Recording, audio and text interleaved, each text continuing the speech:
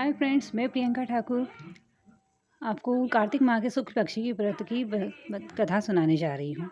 और कार्तिक माह के शुक्ल पक्ष की पूर्णिमा तिथि बहुत ही खास होती है और इसे कार्तिक पूर्णिमा के नाम से भी जाना जाता है।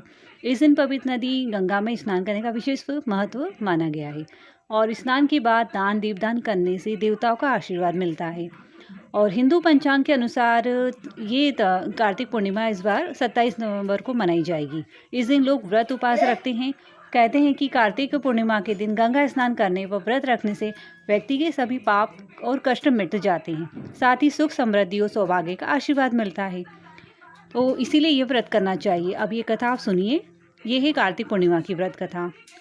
पौराणिक कथा के अनुसार तारकासुर नामक एक राक्षस था। उसके 3 पुत्र थे, तारकक्ष, कमलाक्ष और विदुनमाली।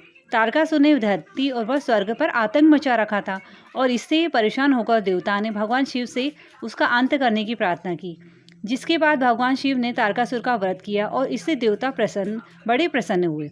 लेकिन उसके 3 पुत्रों को यह सुनकर बड़ा दुख हुआ और उन्होंने उसका बदला लेने के लिए ब्रह्मा जी की तपस्या की। उनकी तपस्या से प्रसन्न होकर ब्रह्मा जी ने तीनों से वरदान मांगने को कहा।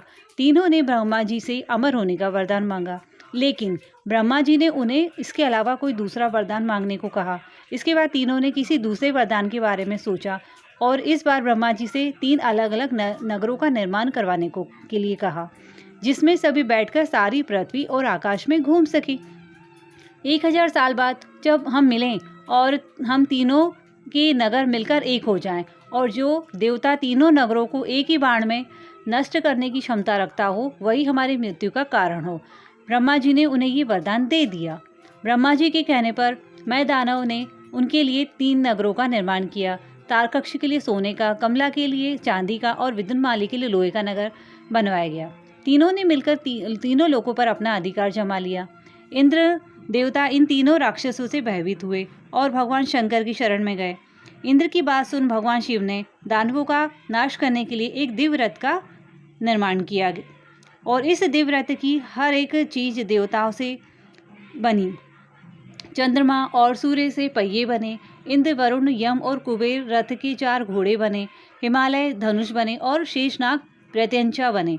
भगवान शिव खुद बाण बने और बाण की नोक बने अग्निदेव। इस दिव्य रथ पर सवार हुए खुद भगवान शिव। भगवानों से बने इस रथ और तीनों भाइयों के बीच भयंकर युद्ध हुआ, जैसे ही ये तीनों रथ एक सीध में आए, भगवान शिव ने बाण छोड़ा और तीनों का नाश कर दिया। इसी वध के बाद भगवान शिव को त्रिपुरारी कहा जाने लगा। Thank you. ये कथा आपने सुनी। Thank you very much.